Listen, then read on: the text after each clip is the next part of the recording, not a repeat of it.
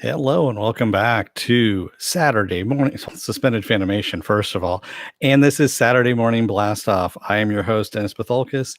And yeah, here we go. Yeah, it's obviously Saturday morning because my head's all discombobulated. So sorry about last night. Yeah, just wasn't feeling all that great. So I had to reschedule Doom Patrol. But I'm here. I'm here now for you. Are you with the pup or truly solo? Is that what you're asking me, Movie Fanobi? She's here. Yes. Oh, you're asking Slurmy. Got it. There we go. Didn't mean to interrupt the flow of conversation that was happening in the chat. Hey Pen, how's it going?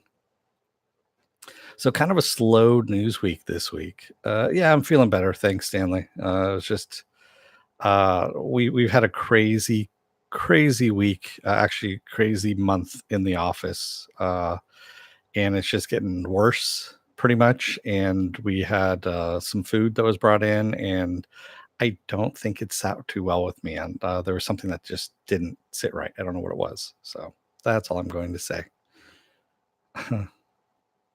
But yes, it's a really slow news week this week. So you got to make the news where you can on some of this stuff. So I'm gonna wait till some more people stream in here a little bit and talk about we got the new season 2 trailer for Krypton as it's called by Marlon Brando standards, and it's on Sci-Fi. And by the way, I watched the first Superman movie. I consider the first Superman movie the Richard Donner movie from '78. That is the very first Superman movie, as far as I'm concerned. One of my favorites. And they were doing an IFC marathon where they were showing 1 through 4. 3 and 4 are just god awful, but they're actually still a delight to watch too, just because they're that bad. And yeah, we got the season 2 trailer for Krypton, and wow, that's all I can say. They introduced Lobo into it. Yes, a live action version of Lobo, and oof. That's all I can say. Am I going to cover it? More than likely, because it's Superman 1. It's sci-fi. It's superhero genre stuff. Yeah. You didn't make it through the first season of Krypton. I don't blame you, Viking bitch. It's a hard one. It really is to get through. Actually, watch the last episode. The last episode is actually interesting. But why? You're asking me, Stanley Twitter, why was it hard to watch? Just because of all the time fuckery that's going on. I'm really, really, really tired of time travel shows that aren't done right. If you want to do time travel right, take a look at Future Man. Future Man is unabashedly, they know that they're fucking with time and they are fucking it over, and they are delighting in that. That's the way you do it.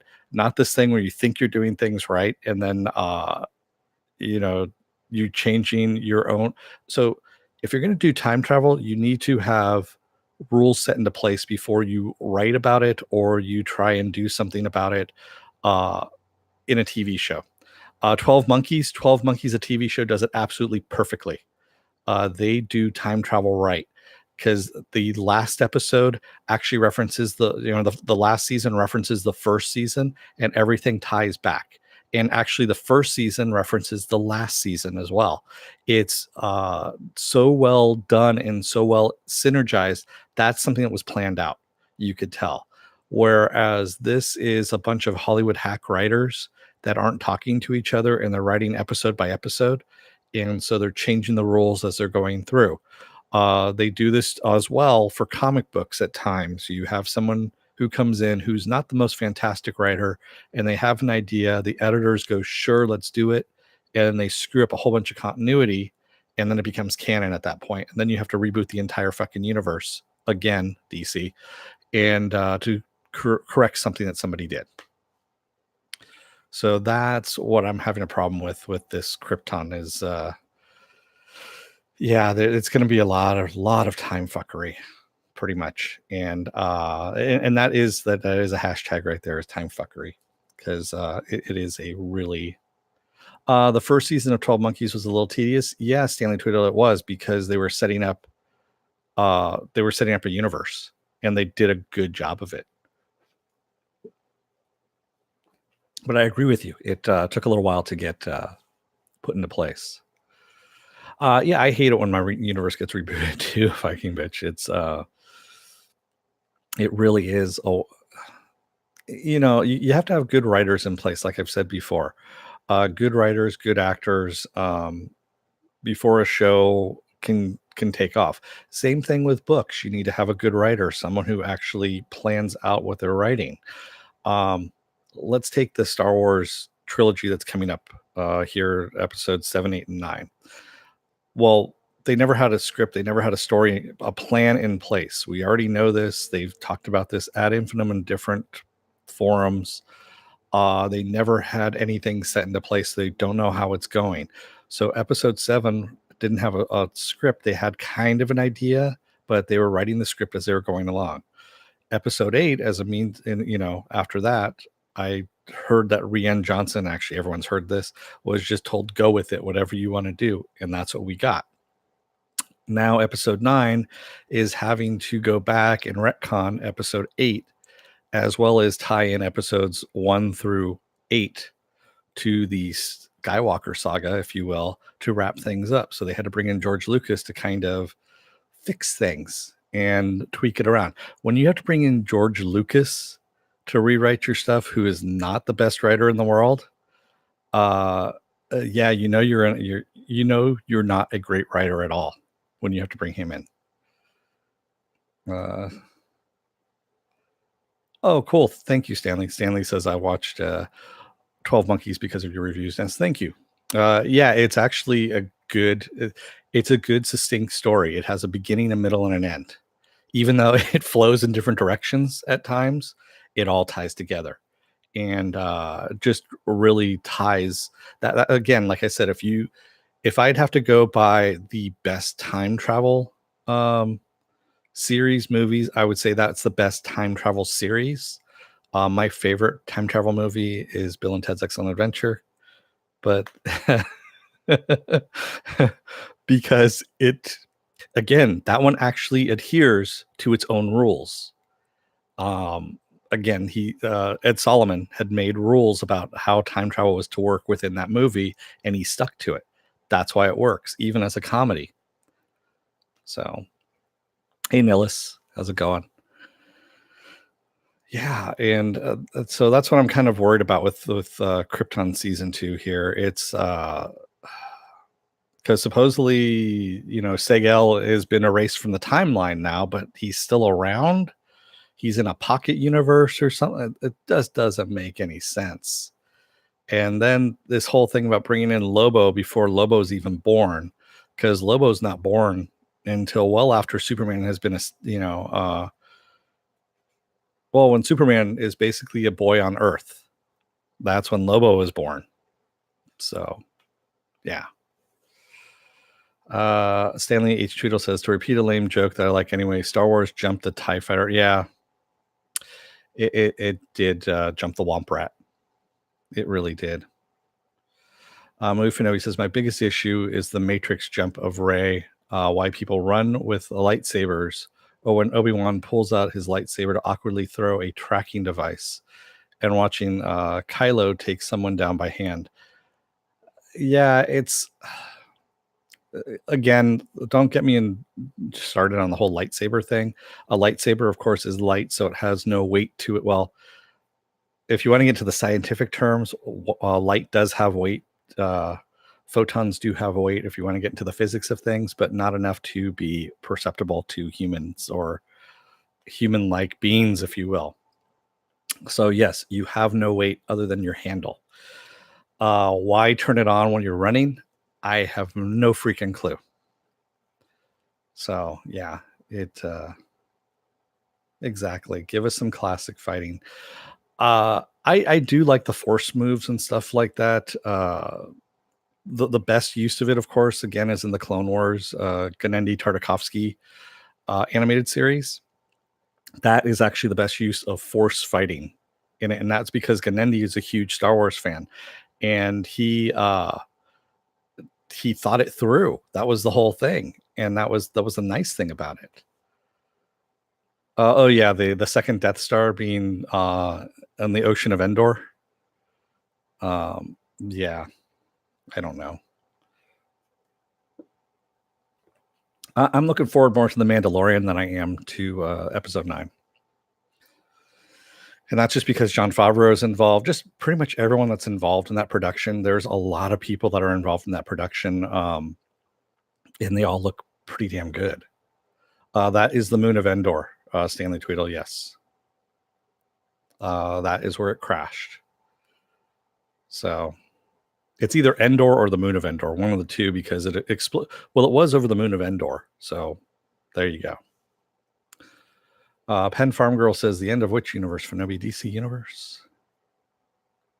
Oh, that's what movie said. Movie Fenobi said, just enjoy the universe and want to see where it ends. I'm not hopeful. I just want to enjoy the universe, see where it ends. Well, it's just a Skywalker saga that's ending. And I thought it was kind of funny that Bob Iger said, that Star Wars movies are going to take a little hiatus after this Episode 9. And it's like, yeah, there's a reason why when Lucas was only putting them out every couple of years, he started off the first one in 77, the second one in 80, the third one in 84. There's 4 years in between there. There's a reason that's a good pacing for that. It builds anticipation, not this twice a year that Kathleen Kennedy was trying to do. With Solo, you saw what happened with Solo. They rushed the production. They also fired Lord and Miller from the production midway through and brought in Ron Howard, who is a completely different style and a far less superior director, as far as I'm concerned, than Lord and Miller. And if you want something that's a basic movie, you hire Ron Howard. If you want something that is actually going to be a different movie that is going to be one of those blockbuster kind of movies that are going to make you think about some things here and there, you hire Lord and Miller. And that was their big mistake right there. And then also trying to do 2 Star Wars movies a year. You don't rush the production on those things. They get done when they get done. Hey, Mr. Roboto. How's marine biology? It's still going along from what I understand. So Movie Nobby says, I like the Star Wars universe pen, just not entirely what they're doing with it. I can only pull moments, not overall.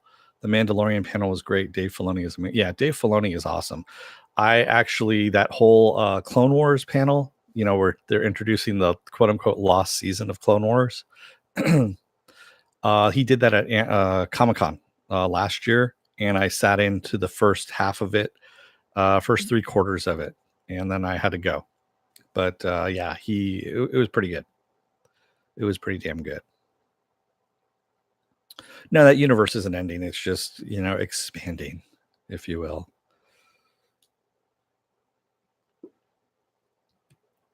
Did I enjoy Aquaman, Mr. Roboto?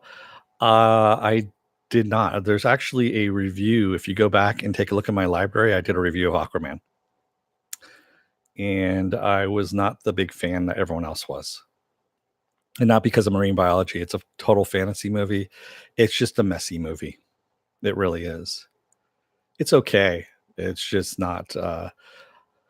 Going back and looking at it now, I am kind of worried about Swamp Thing because James Wan is involved with Swamp Thing right now, and I'll get to Swamp Thing in a little bit here. We got some news about Swamp Thing as well. I'm just waiting for more people to kind of trickle in here, and we'll see what's going on. So, all right, let's see what else I got going on here. So, and Filthy Farmer had to clue me in on this one because I don't know who this guy is.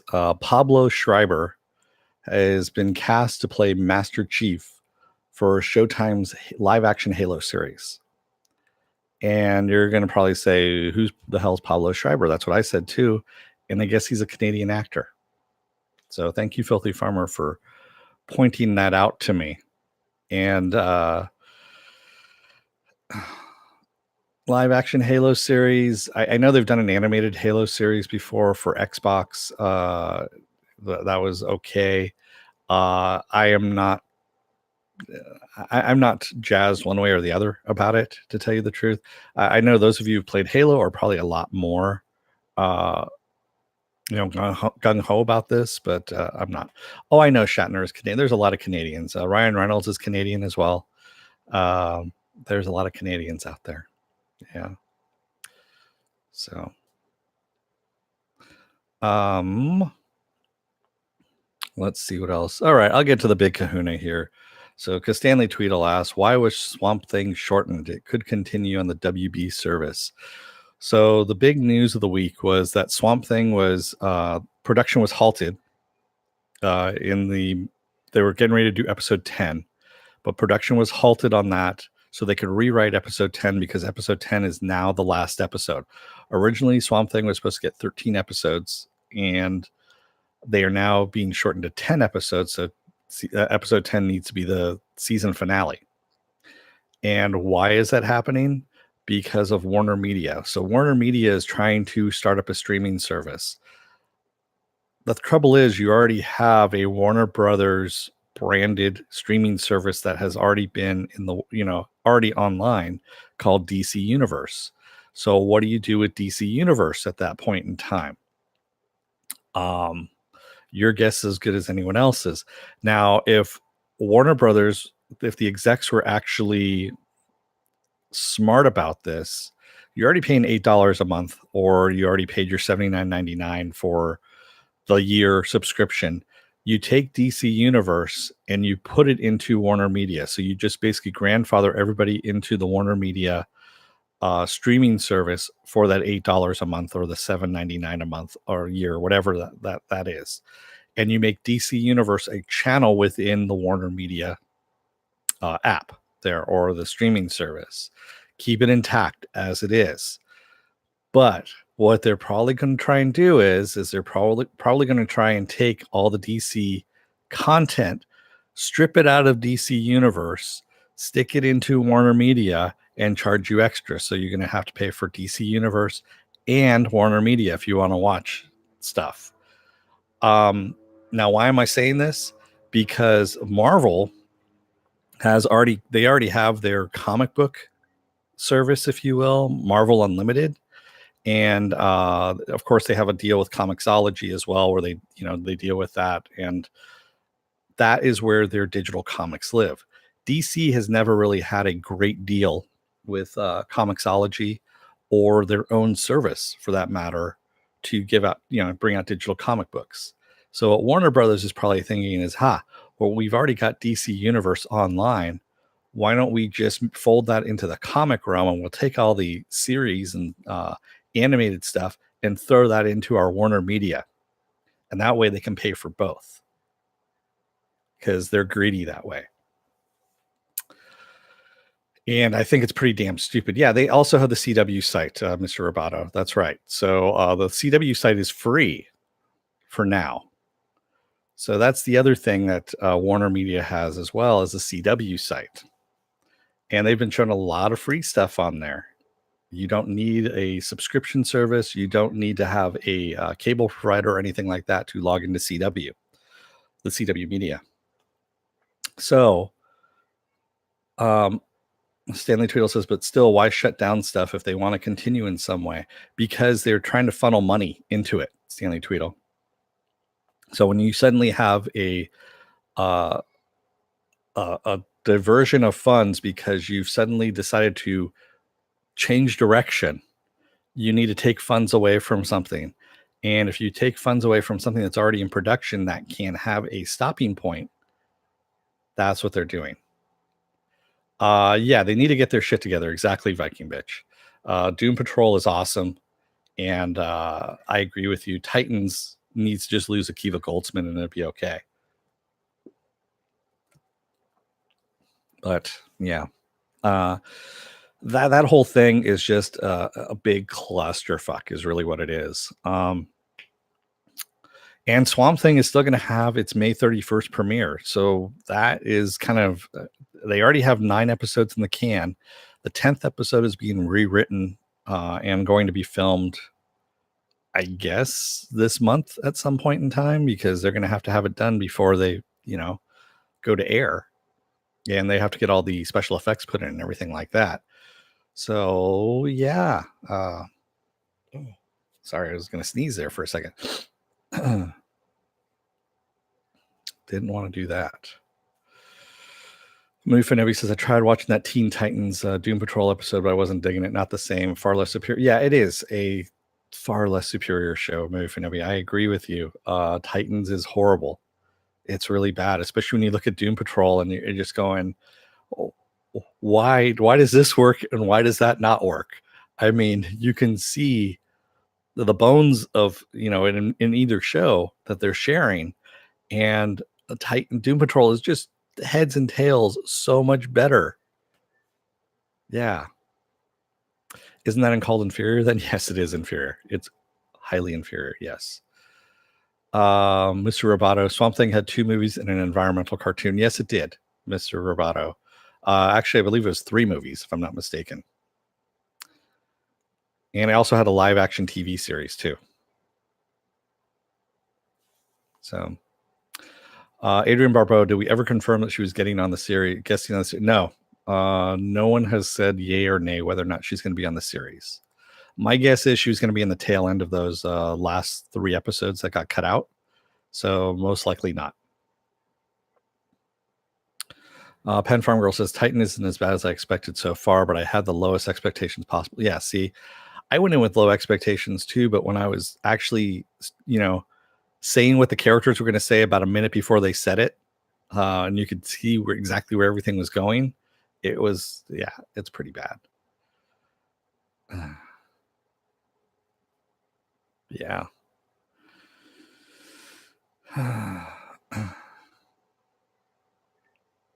So let's see what else we got then. Like I said, it was a really slow week.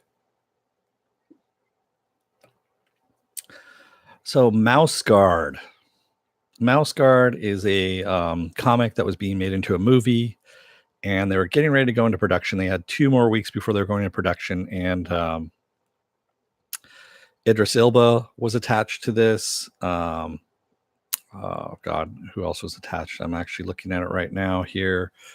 Idris Elba, Andy Serkis, Thomas Brody Sangster, and Sonia Mizuno, who was in Crazy Rich Asians. So it was a motion capture shot film, is what it was supposed to be. Matt Reeves is producing the film, and they were actually just 2 weeks away from getting put into production when Disney cancels it. Yeah. Disney just cuts the legs out from underneath them completely. Why? I don't know, to tell you the truth. Maybe because it had to do with a mouse. I don't know. And Disney just didn't want to. I have no idea, to tell you the truth. There really is no explanation as to why they would cut the production on it, unless they just didn't want to pay for it. They didn't think of it as viable anymore. Now that they've taken over Fox and decided that it was that was there. Mr. Roboto, Idris Elba's in everything right now, and I'm not. I mean, it's become a joke now at this point where every time we talk about what role someone would be good in, it's Idris Elba or Scarlett Johansson. Then Scarlett Johansson immediately gets taken out of the running because she's never been a whatever the character is supposed to be. So don't combine mice with violence. Yeah, no more Tom and Jerry. No more Itchy and Scratchy. Cheryl Lyra, hello. The mouse works in mysterious ways. Yeah, Mauschwitz, as it's known by animators that have worked there. Yes, it's not the House of Mouse. It's something else altogether. I would never get a job at Disney. I know that, just because they would look at anything that I've said online about Disney and immediately disqualify me because I'm not loyal. I don't suck up to the brand name, all that kind of stuff. So, hey, their loss. That's all I can say.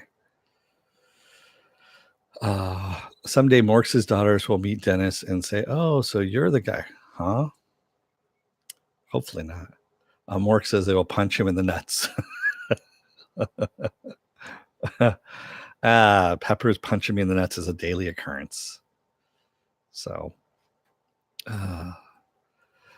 Stanley Tweedle says, "Have you ever read Mouse?" Yes, I have read Mouse a long time ago. Mouse is one of those classics that they actually teach in college now. So, hey Jody, what's going on? So yeah, it's I really don't know why they, and again, like I said, it could just be that they weren't ready to take the gamble.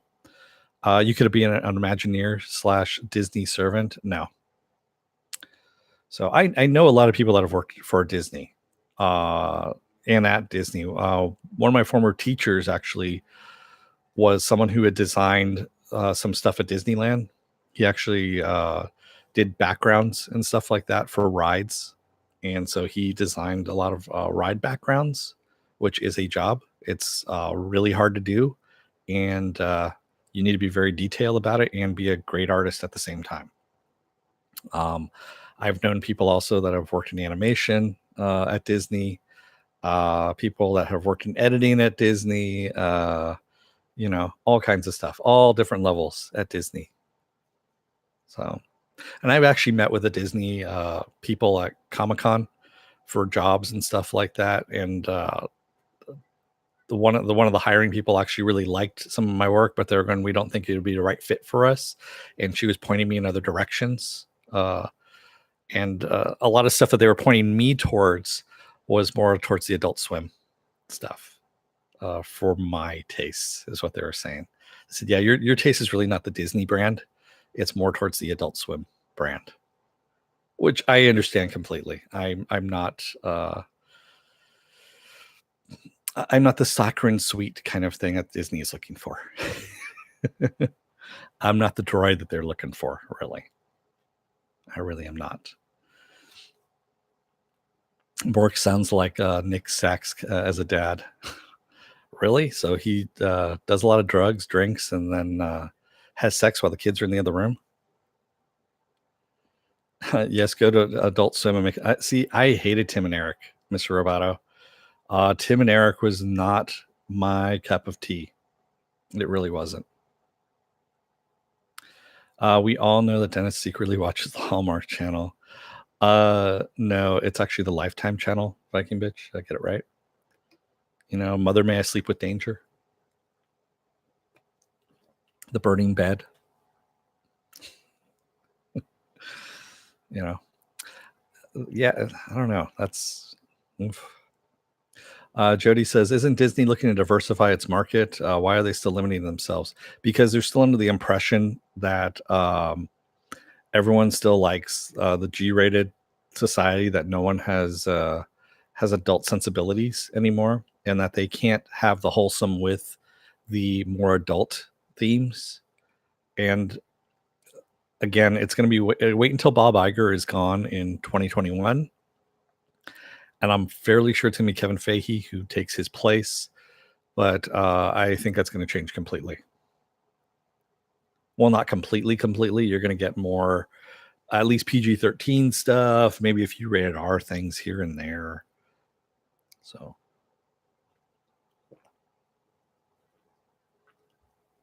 Mufinobi says, "My mom watched the Hallmark Channel. I guess Dennis doesn't get to date my mom." There are just so many jokes there, Mufinobi, that I can't say here, and I'm just going to leave it at that. That's all I'm going to say. That's all I'm going to say. What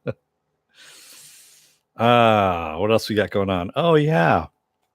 There's this little thing coming out on July 26th on Amazon Prime. I don't know if you guys have ever heard of it, called The Boys. And we got a trailer that was released this week. Yeah. And holy shit balls. Yeah, they released they released the Red Band trailer. And my God, Um, it's freaking amazing. There's gore, there is sex, there are dogs peeing on people. Yeah, all kinds of stuff. Uncle Dennis. I already have enough people that call me uncle. More so than I'd like to. Stanley Tweedle says, have to watch that now. Let me take this to the bushes. Oh man. Yeah, it's thank you, Crispy Tenders. Yes, this is an old shirt. Believe it or not, Old Navy. Not that I get paid by them or anything like that. It's just, Pen Farm Girl says, dang, I knew there was something I meant to watch this morning. I gotta check that trailer out as soon as we're done. Yeah, it's an awesome trailer. And it's kind of weird though. The guy who's playing Wee Huey does not look like Wee Huey. And he looks like another actor. I'm trying to place it and I can't at the moment. But I kept getting thrown off by it a bit. He doesn't look like the character. Well, the character of Wee Huey is supposed to be smaller, scrawnier, and mousier too. And he's not. He's almost in the same height as Carl Urban. Urbane? I don't know. However you want to say it. Urban. There you go. Carl Urban. So that's my only gripe about the whole thing. But yeah. Yeah, well, of course his dad looks like Wee Huey, Stanley Tweedle, because that's who Derek Robertson based it off of. It's Simon Pegg.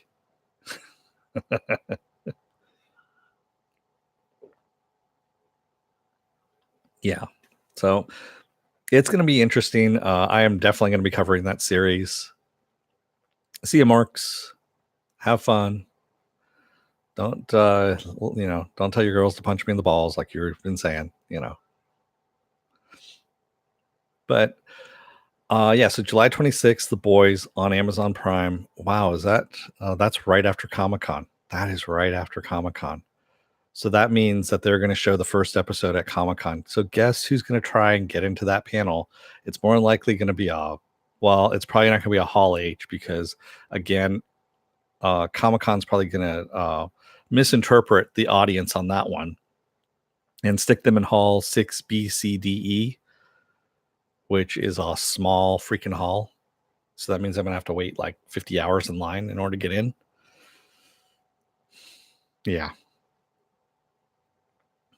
Exactly. Thank you, Move Finobi. I am on Twitter. On the twits. On the twits sounds like, an intestinal problem or something like that. Just not the twats. Well, the twats is a different thing altogether. That's right next door to the twits, where the twits happen. Man. It's been a rough morning. It really has. So on to some good news here. Fox finally canceled The Gifted. They finally put that damn show out of its misery.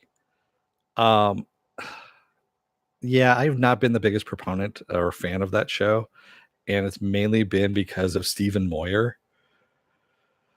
Stephen Moyer, and I don't know what it is about him, but I can't stand his acting on that show.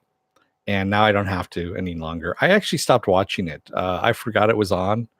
I know it's on Fox, the streaming service and all that stuff, but I just really don't care to play out the last season, to tell you the truth. I don't want to finish it out.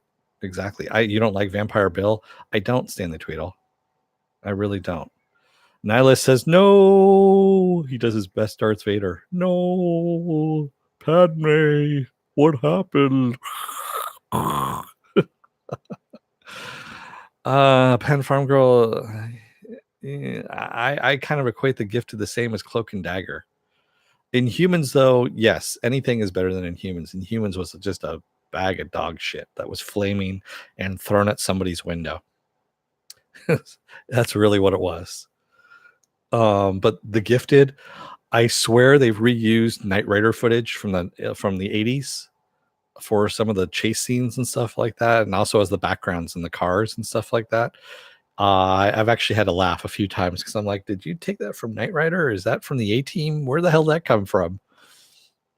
Stanley Tweedle, how are your 4,000 hours watching coming along? I am at roughly around 3,000 right now. So Jody says, more's the pity. Mouse Guard could have been such a great hit for Disney if they had done it right. They could have adjusted the violence so it's not too much different from the MCU stuff. I don't agree with that. Mouse Guard has never had the biggest fandom. I mean, it's got its following in comics. It really does, but it's still an underground hit. And I don't think it really would have been that big of a hit, to tell you the truth, as a movie. As a series, a streaming series, maybe.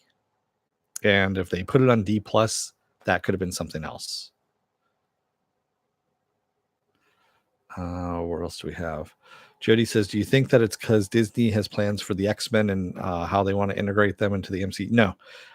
It is because their ratings sucked balls. Their ratings were, and let me get to it because this will lead into my other thing that I've got to talk about here. The Gifted had a rating of 0.61. And Rel was actually, which also got canceled, had a ratings of 0.65.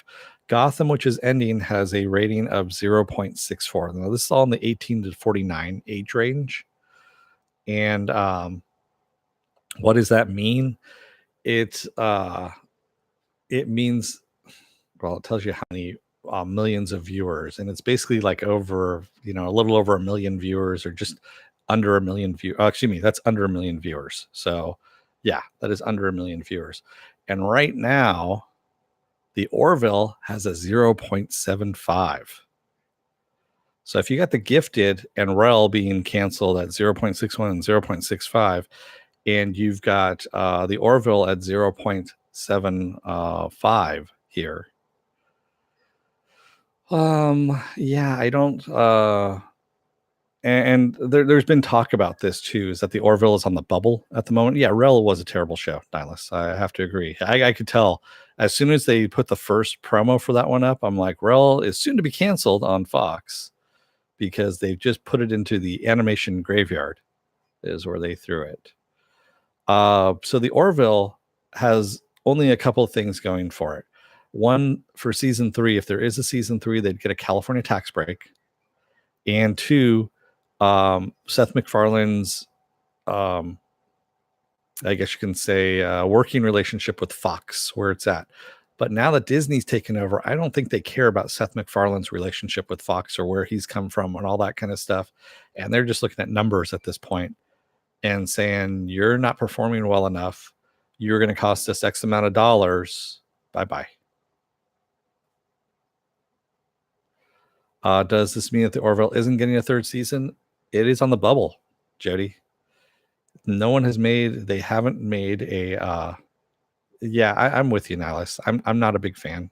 I was the first season. I thought the first season was going someplace. I thought it was actually good. And then I saw the second season. I'm like, yeah, I can't get behind this at all. So, yeah, I think it's going to go. Sorry, guys. Yeah, that show's not subtle, Stanley. It's like a bit of immature humor. I found the werewolf episode a little unsubtle. I haven't watched the Orville since the 2-parter. I did read an article today about Marina Sirtis' guest appearance and Jonathan Frakes. Still don't have a desire to watch more. Yeah. Well, Jonathan Frakes has been directing episodes. So him coming on, and they already had the guy who played Tuvok on there. They've had a couple other Star Trek alumni on there. No George Takei or William Shatner or anything like that, but and William Shatner has even said, he goes, I'm too old to do series and TV series anymore. He goes, it puts a toll on the body, and he's, in his 80s. I agree with him, man. I mean, poor guy, let him do what he's doing. He does his small little bits here and there. And that's perfect. That's all he needs to do. He's he's earned that rest.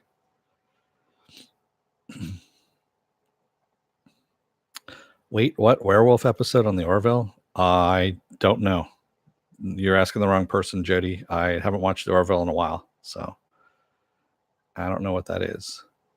Stanley Twill says, I still hope it continues. I cannot understand this criticism of the second season. It's not worse for than the first season. Same criticism is also valid for season 1. Yeah, I don't know what it was, Stanley. There's just something that seems different to me from season 2 from season 1. I don't know what it is. I can't quite put my finger on it. It's just different. I honestly, I couldn't tell you. Maybe if I went back and watched season 1, I would see it in the same light as I'm seeing season 2. But I haven't gone back and done that. Mr. Rapato says, idea Dennis for Adult Swim Spaceball meets SpongeBob Sea Wars with comedy and darkness. You can narrate. They did do a Spaceballs animated series on Spike TV. It crashed and burned after 3 episodes. Yeah, I think it's now called Paramount TV is the name of that channel.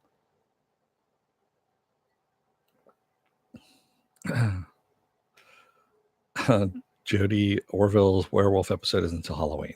Just kidding. There's a werewolf episode on What We Do in the Shadows and a vulva garden. Okay.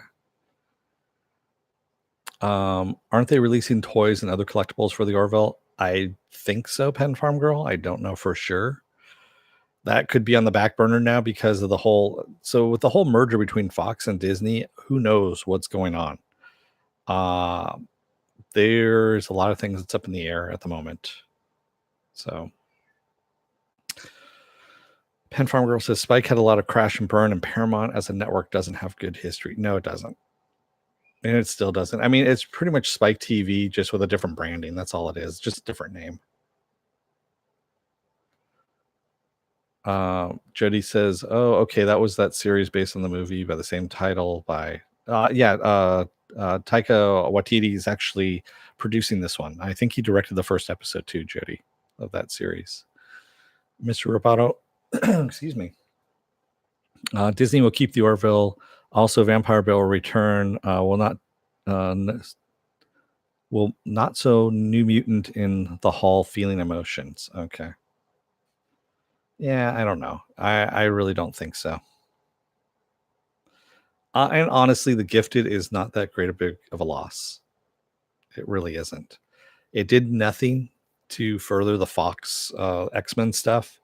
And I do want to see the X-Men stuff rebooted and done correctly for a change. I'm tired.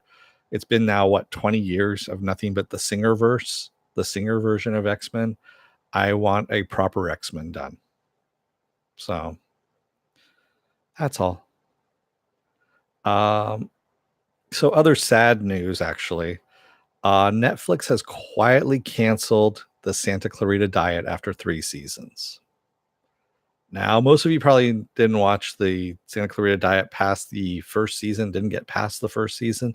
It actually got a lot better in season 2 and season 3. Some pretty damn funny stuff. And I am kind of disappointed that it got canceled. I can see it. It had a okay ending place. I would rather have seen a little more closure to it, maybe a couple more episodes. Mr. Roboto, I can't get through The Runaways. I've tried. I gave up on it. I did the first episode of season 2, and then I lost interest in it completely. And I've canceled my Hulu subscription, so I'm not going back. So, yes, Joker, you did miss the DC Universe news. It was back a little bit. So, yeah, it's a lot of stuff gets canceled. I mean, a lot of and I agree. Susan Layton, you probably remember Susan. She and I have talked a lot too online. And this whole thing about 3 seasons and then they're done with it, or 2 seasons and they're done. I'm getting tired of this as well. It's plan out. If you're going to, do a 3-season model, then just give your TV shows a 3-season, funding, and tell them you have 3 seasons to get your story told from beginning to end. I don't know where Susan is currently, Mr. Roboto. She is someplace in another pocket universe writing is what she's doing. So Jody says, yeah, I was shocked it was canceled. I mean, it was such a cool show too. Santa Clarita Diet should have had at least one more season to close it out. Yeah, or at least a couple of more episodes to close things out. The one thing I found shocking was Gary. That was Nathan Fillion's character. Ended up getting voiced by Alan Tudyk. And I can't tell you the reason why if you haven't seen anything. All I can say is, yeah, I thought it was interesting because I was like, that doesn't sound like Nathan Fillion, but it does kind of. And then I found out when I looked online. Penn Farm Girl says she announced she'd be joining another channel. I forget which one. Oh, okay. Scuffle of the Right by Viking Bitch. Alien is everywhere right now. Alan. Yeah, Tudyk, yeah. He is. He's on 8 different shows. Literally 8 different series. Voicing stuff. Voicing or live acting. One of the two. Jody says, yeah, precisely, Dennis. If they're going to just do an X number of seasons, then tell the showrunners so they can get the planet out. Exactly. And if your showrunners are not working for you, so the reason why everyone keeps splitting over creative differences is because the producers don't like what the showrunners are planning. Have them pitch you the whole series. Tell them you get a 3-season arc. This is what, you got to plan out your whole 3 seasons. You pitch it to us that way. We'll give you X amount of dollars, like a movie studio. And, that way you pitch it to us. If we don't like that, then we're not going to go with it. We're not going to green light it. If we do like it, then yes, we're going to do it, but you have to do it exactly the way you pitched it to us. None of this changing bullshit in the middle of it. Do it that way. See you, Mr. Roboto. So yeah, I'm not all on this, season at a time bullshit. And then also not planning out your seasons either. Lost is a perfect example where you don't have a plan to begin with. You never are going to put a plan into place, and you're just going to fly by the seat of your pants until they say, okay, we're ending it now. And like, oh yeah, by the way, this is all just a dream. Bullshit. Joker the Third Warrior is awesome. Yeah, a warrior is actually, it's a fun little throwback gem is what I can call it. For those of you who don't know what Warrior is, it's a series on Cinemax that is Shannon Lee, Bruce Lee's daughter. She went through some of his old paperwork and found his handwritten notes on what was stolen from him and became Kung Fu. But his handwritten notes for what was to be his show about Kung Fu is completely different. And they've turned it into a series on Cinemax set in 1878 San Francisco with actually the guy who did Banshee for Cinemax, which was a great series in and of its own. And it's actually decent. It's got some martial arts in it. It's got intrigue. It's got some history to it as well.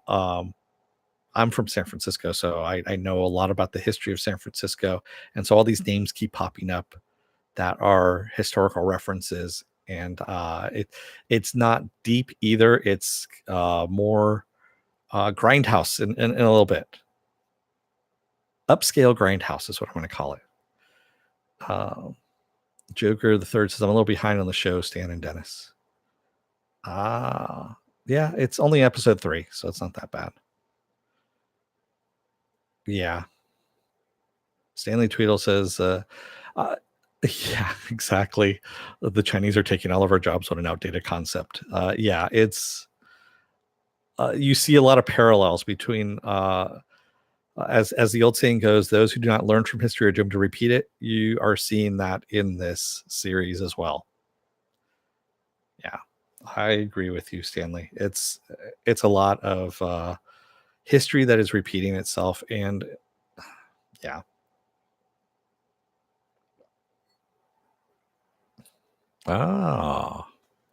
Penn Farm Girl says a little Susan is joining Pop Culture Minefield once a week, I think, on YouTube. On YouTube. YouTube's a different thing from YouTube, isn't it? Agent Future, I agree with you, Dennis. The network's renewals and cancellation model is outdated. Yeah, it is outdated completely.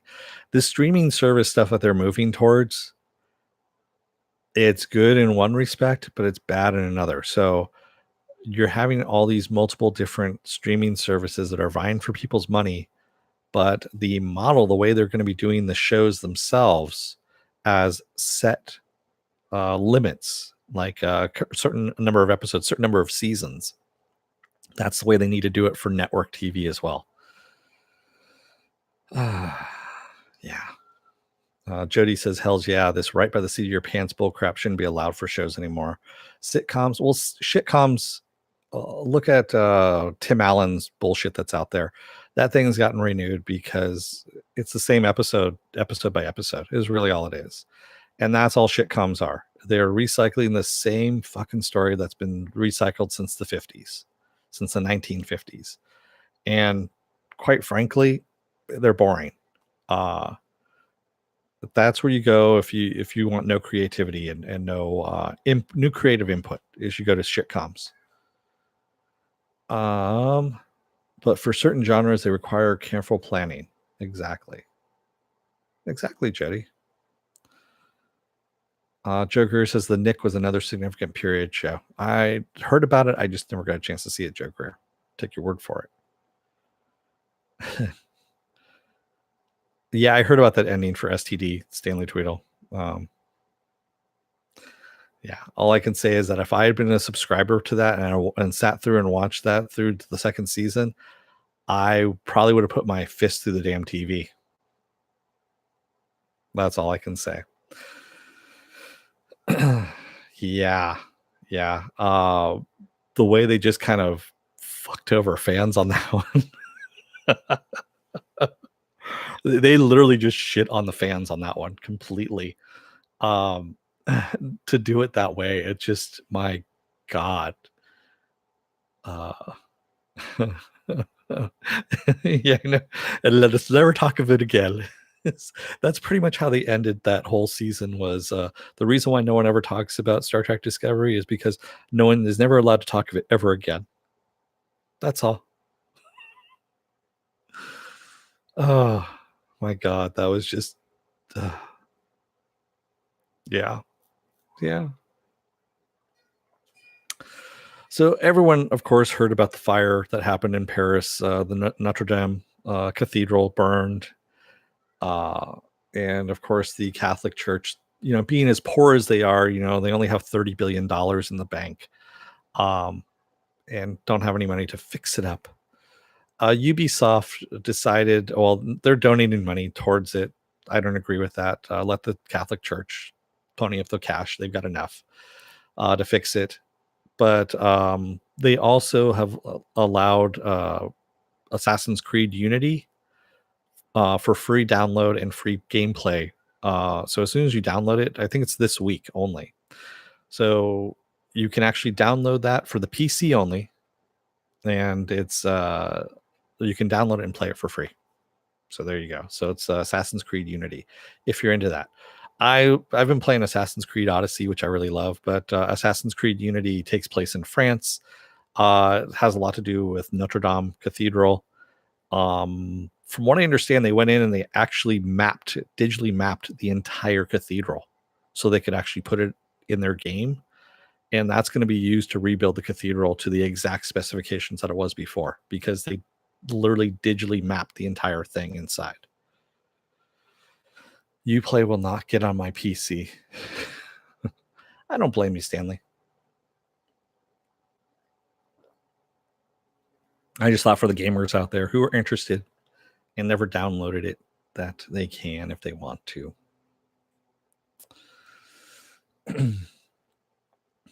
So here's an interesting thing. So Netflix has ordered an animated series that is based off of an African superhero saga called Mama K's Team 4 is what it's called. So, and this is by Triggerfish Animation Studios, based out of Cape Town. And the series was created by Zambian writer Malenga Mulindema and designed by a Cameroonian artist, Malcolm Wope. And it's about 14 girls that live in the futuristic city of Lusaka, Zambia. And they're recruited by a retired secret agent, still committed to saving the world. And that's what this whole story is about. Sounds kind of interesting. I mean, I'm going to give it a shot when it comes out. I'm always interested in seeing it. The animation style is very, very cartoonish. I'll tell you that right now. And it's set for kids. You can tell that it's set for kids. And I'll give it a shot just to see what it looks like. But I'm always a sucker for animation and good stories too. And quite honestly, the stuff that happens animation wise usually builds towards live action stuff anyway. It's just the cheaper option. Um, Again, I go back to the story about Steve Niles. Steve Niles is the guy who created 40 Days of Night. If anyone remembers that story, about vampires that take over a small town in Alaska that, of course, is in darkness for 40 days, 40 nights. It's 40 days, really. So, and it's a horror story. I mean, it really is. So I actually talked to Steve Niles, God, I think this was about 12 years ago. He was sitting by himself at WonderCon, if I remember correctly. No one was at the booth. And he and I talked for like a good half an hour. Really nice guy. And he said, yeah, he goes, I was trying to do screenwriting. I was trying to get this made into a screenplay. No one would take it. He had actually done a whole series called the Cal McDonald series about a guy named Cal McDonald who was in the police academy, who had this one really horrible bad day and now can see everything supernatural that's happening in LA.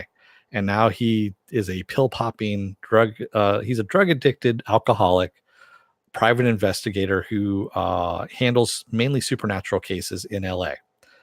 And he was trying to get that made as a screenplay. No one would take it. So he started doing novels for it, which are really, really good. And nothing was really taking off. So he ended up going into comic books. 30 Days of Night, excuse me, not 40 days. That's a different thing. Thank you, Pen Farm Girl. 30 Days of Night. 30 Days of Night was his second foray into comics when he got together with Ben Templesmith as the artist. And Ben Templesmith's artwork, just elevated the story as well.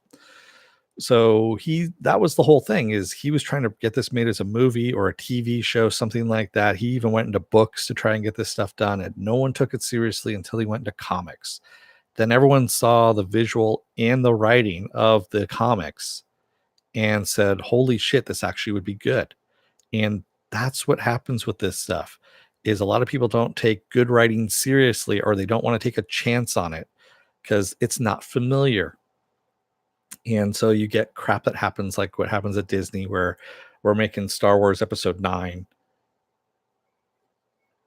Jaws 53, Aliens 19, you name it. It's the same boring bullshit over and over again. Predators 14, all that kind of stuff. Instead of taking a chance on something new, something different.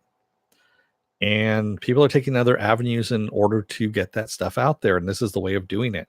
And that's why I want to take a look at this Imama K's Team 4 and see how this goes. It's always good to branch out and try some new stuff. Yeah, Terminator 22 is still coming out. I'm waiting for Terminator 57, when Sarah Connor is going to be in a walker, and she's going to be fighting Terminators at 152 years of age, because that's what we all want to see.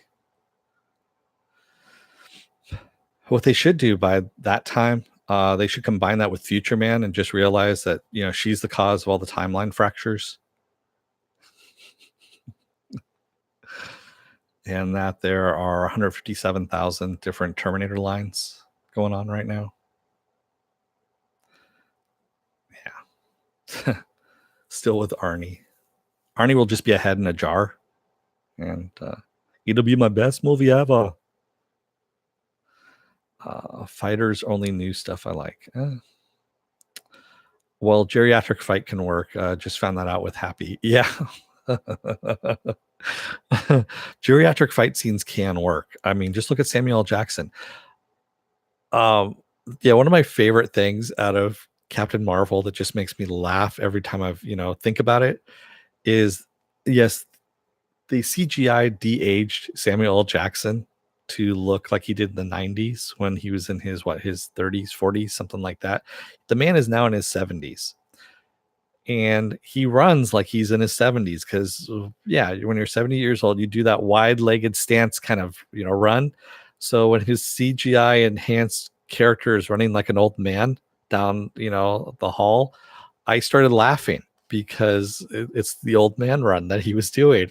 And I was like, come on man, just get a stunt double. You're already your CGI in the face, just get a stunt double. That's all you got to do.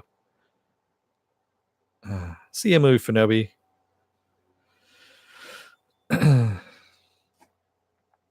Jody says, yeah, sounds interesting. And to your point, in the case of Star Wars, arguably, it's not so much more of the same, but a pale imitation of what came before. Exactly. We don't need a 30-year-old sequel to, take your pick. Better Off Dead, John Cusack movie. We don't need that. Granted, I know there are popular movies. I don't need a 30-year-old. Well, I probably do need a 30-year-old sequel to Big Trouble in Little China, but that's one of the one exceptions I would make, and only if John Carpenter came back to direct it. Everyone would need to come back for that one. And there's a story in mind that I have a story in mind for that one that would work. But yeah, but that is besides the point. Can't CGI your run. Yeah, you can't CGI that run. Sorry, you just can't. Yeah, they should have gotten a stunt double to do the running. That is the easiest, and especially since it was from behind. He was running down the hallway away from the camera. It was from behind. You didn't need to have him do it.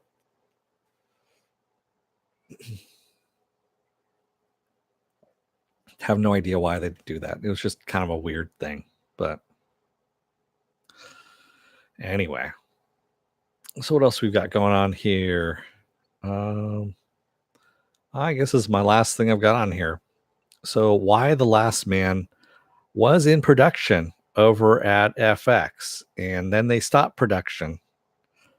But supposedly now it's moving forward again at FX, only with different showrunners now, due to, and say it with me, kids, creative differences. That's right. As they say, here in quotations, sad news for the fans of Y: The Last Man today. FX has decided not to move forward with our series in its current form. This is what Ada Mashka Kroll, one of the showrunners, had wrote down in a Twitter statement. We hope to reward their talent and their trust, not just with success, but with a show that had something to say in a time when things must be said. AKA, they were probably going a little too political with it, and FX didn't want to go that route, which is more than likely what was the case, because it's not in the original writing of the comic, quite honestly. As Y fans ourselves, we hope the future allows just that. Eh. FX actually says, due to creative differences with the network, the search for a new showrunner is now underway. That's basically what they said. So they haven't canceled it. They've just decided to move on in a different direction with different showrunners. It's not different directions. I think they're trying to get back to the comic is what's going on. And again, this goes back to what I've said before. When you get people that come on to a comic book series and then don't appreciate the background of the comic and try to inject their own political views, their own personal message, let's kill Jimmy Olsen just for the fun of it kind of thing, you're going to piss off fans is what you're going to do. And I applaud FX for seeing that. They probably were looking at the dailies and going, whoa, what the fuck is this? We wanted this, not what you're showing us. And I can appreciate them stopping that production and sending it off and getting somebody new in. So Jody says, Dennis, they need to start taking chances on good stories. Otherwise, pop culture will end up stagnating. We need new stories. Yeah, there are plenty of like I said, I have a whole shelf right here behind me of plenty of good stories and nothing that they're doing with them. Stanley Tweedle says, did they have too many women in it? Are you talking about in the production? No, it was a guy girl team that were showrunners. I think it was just I think they were going a little too current politics at the time. And quite honestly, like I've said before, nothing dates your TV show, your movies, anything like that than doing current events, current pop culture, current politics, all that kind of stuff. If that is where your series was, created for, was for that, sure. But that's not what Why the Last Man was created about. It was created just to, it was a post apocalyptic thing. That's really what it was. Had no political message in it whatsoever. Oh no, in the show, it was supposed to be a joke. Sorry, Stanley. But it had a good jumping off point for me there. So sorry, sarcasm doesn't translate very well over to text, unfortunately, Stanley. But yeah, I stand by that. Do I need read William Gibson? No, I don't. Joe Greer. William Gibson, he's a Luddite, is really what he is. He admits to being a Luddite. He will not touch anything a computer, and he writes solely about computers. I don't get it. I don't get how you can write about technology and not know anything about it. So I've tried reading Neuromancer back when it first came out and laughed hysterically and put it down. And yeah, just no. Stanley Tweedle says, but how many men can they have? Come on. They could do it in flashbacks. I know they were doing some stuff with flashbacks. If I remember, somebody famous was playing the president of the United States for one of the flashbacks. I can't remember the name, the whole cast now that's out there. They actually have a good cast that's going on. But that was the last bit of news I had. I mean, like I said, it was a really, really slow news week. Really slow news week. I mean, I was even digging to the bottom of the barrel with Pablo Schreiber there as Master Chief. So, that's slow when you start digging into that kind of stuff. What else is going on out there? I still haven't seen Hellboy yet. I was going to. You can see Hellboy sitting over here. Right over here. There he is. And I need to go and see it. But it's 2.5 hours long. That's my sticking point right there. If it was half an hour shorter, maybe I would love to see it. Yes, we will have lots to discuss with Doom Patrol later on here. How about the new role for the Joker 2 video gamey? You talking about the Joaquin Phoenix version, Stanley Tweedle? Or are you talking about are you talking about the Gotham one? The Gotham one is actually taken from the comics. And it's in Elseworlds. They are totally they're picking and choosing whatever comics they want to put into this. I have no problem with that. Again, like I said, I don't see this as canon. That was the other thing I forgot to mention. So the girl who plays Catwoman, or Selena Kyle on Gotham, is not going to be in the last episode because, of course, they're aging. They're going 10 years into the future, and so they're bringing in Lily Carter to play Catwoman in the future, which I was kind of like, okay, that's actually good because Lily Carter looks a lot like the grown-up version of God, I can't remember her name now, who's playing Catwoman on the show, who's playing Selena Kyle. But yeah, Lily Carter does look a lot like the grown-up version of Catwoman on that. So it's going to be interesting. What about Endgame? Will you be reviewing it? Yes, I will, Jody. I will. Penn Farm Girl says, the length of Hellboy wasn't the problem I've been hearing from others. Yeah, I've heard a lot of things about Hellboy. Penn Farm Girl, I've heard a lot of negative stuff about it. I'm still going to go and see it. I want to see This one actually, Mike Mignola was involved a lot more with it than he was with the Guillermo del Toro ones, and so I want to see what the differences are. I like the Guillermo del Toro ones; they were awesome. I really did. Stanley Tweedle says, "No, I meant the Star Wars game." Uh, oh, you're talking about Monahan being in Star Wars, the Jedi Order, the Fallen Order. I'm looking forward to that. So the Fallen Order, that trailer looked awesome, by the way, and that comes out on November 15th. So that's going to be a good birthday present for me. Yeah, Jedi: The Fallen Order. Love that trailer. That, and you know what? It's actually, it falls within the storyline fairly well at the end of episode 3. You know, going into the dead years between episode 3 and episode 4, the 20 years there. I have no problem with it. Jody says, yeah, with the way the series finale is heading, it feels like they're setting up Batman Year One. Are they? Possibly. I know that Bruce Wayne returns to Gotham to take care of things, and it's supposed to be the opening of the new Wayne Tower, Wayne Tech Tower, and that's why he comes back. And then just a whole bunch of new crime starts, and that's when he takes up the Batman mantle. So yeah, it is Batman Year One. Are they going to be doing that as a TV series? Hell no. DC won't allow them to.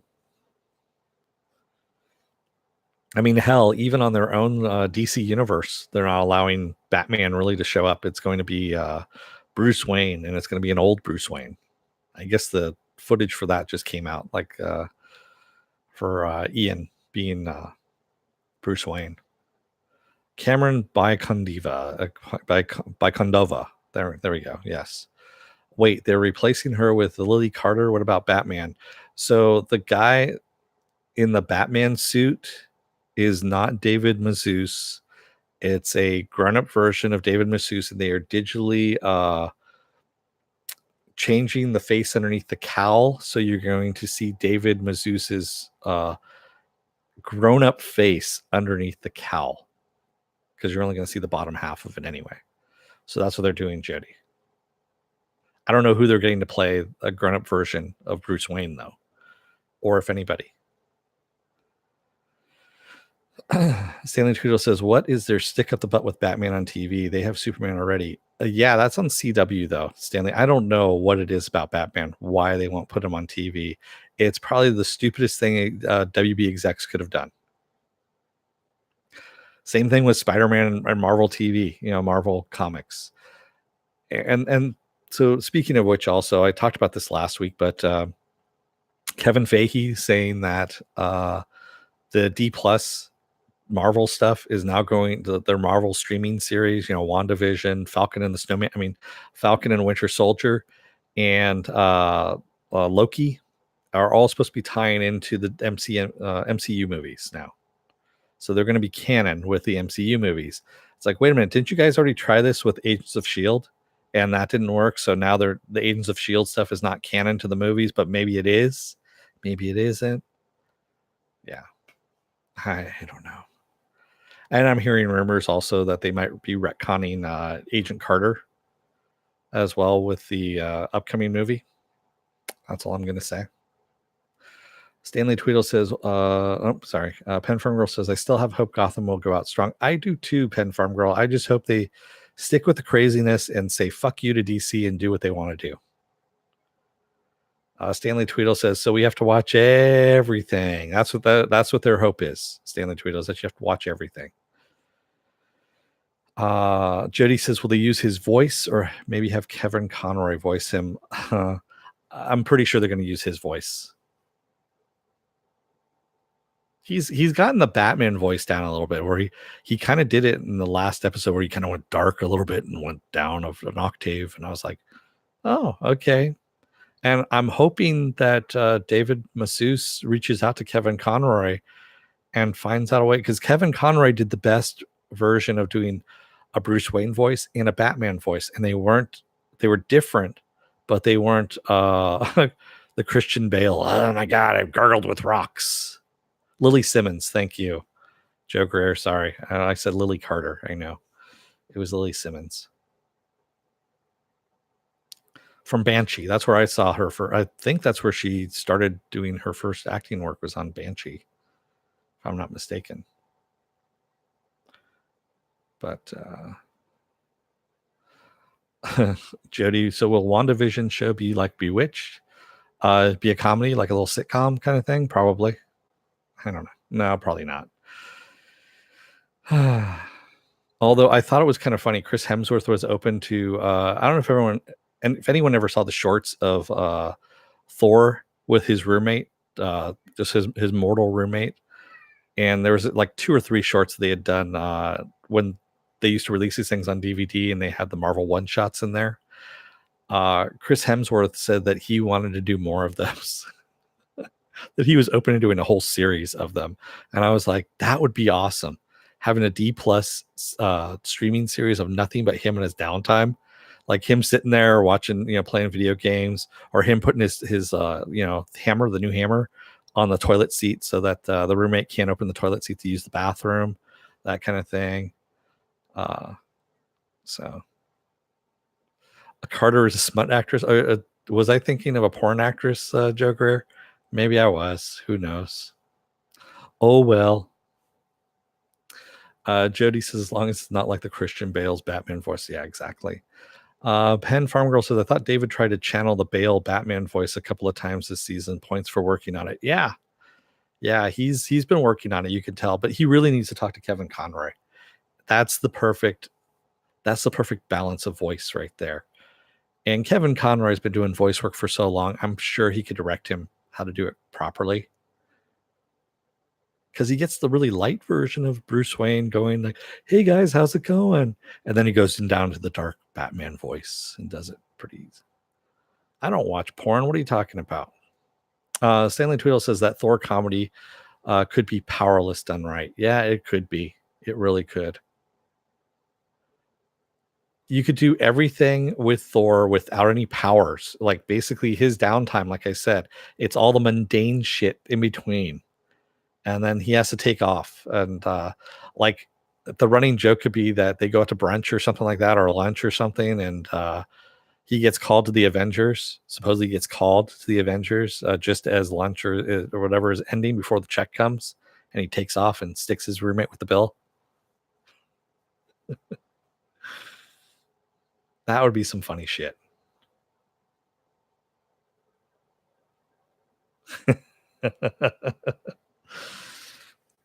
Yeah, sorry about that, Jody. I didn't mean to get your hopes up by getting a porn actress in there. Yeah, it's Lily Simmons. Simmons, not Carter. I know what it was. I had Linda Carter and Lily Simmons kind of in my head at the same time. So, yeah, I know exactly what it was. See? At least that's the story I'm sticking with. Damn it. So if you like what you see here and you like talking about porn actors, no, I'm kidding. If you like what you see here, hit the subscribe button. Also hit the like button. If you don't like what you see, hit the dislike button. I just asked, if you hit the dislike button, go down in the comment section. Tell me what it is you don't like. Don't just say because you suck. Yeah, stupid sucky suck. Because I've heard that before. And if you want to know when I'm be on live again, you can hit the little bell down below. If you've already hit the bell before, don't hit it again. It will unclick it. You can also go into the bell settings and get as many or as little notifications as you want as well. You still only have a 50-50 shot of actually being notified by YouTube when I'm on live by hitting that bell, but it's better than nothing. If you want to know when I'm going to be on live, you can go to my schedule up on suspendedfanimation.com. I have the schedule up there. I only go week by week. I don't do it anything else in advance on that. It's also up on my Facebook page for Suspended Fanimation. It's up there as well. I also have a Twitter. Excuse me. I have a Twitter, and I also have an Instagram as well. So there we go. Jody says, but strangely enough, Lily Carter kind of looks like a little bit like Lily Simmons. They could pass for sisters. I don't know what you're talking about, Jody. I never watched that stuff, so I don't know what you're talking about. This afternoon at 4 p.m. Pacific Standard Time, I'm going to be doing Doom Patrol. Doom Patrol. Yes. And then tomorrow, I'm going to be doing Game of Thrones. the second episode of Game of Thrones, which is only 58 minutes long. It's only 4 minutes longer. And then Monday, of course, is The Tick. Wednesdays is Happy. Thursdays is the last episode of Gotham. There we go. So until then, I'm going to let you guys go. I want to thank everybody who's in the chat here. I've got Jody, Joker the Third, Pen Farm Girl, Skeletal Leather Art by Viking Ridge, Stanley Tweedle, Morks, who was here earlier, and a movie Fanobi. Oh, and also Mr. Roboto, who was here as well. And Little Crispy Tenders, who stopped in for a little bit too. So thanks, everybody. And I will see you guys later on this afternoon. So don't let the door hit your ass on the way out. Otherwise, you may find out that Netflix has quietly canceled your show and not told anyone else about it. Thanks, everybody. Have a good day, afternoon.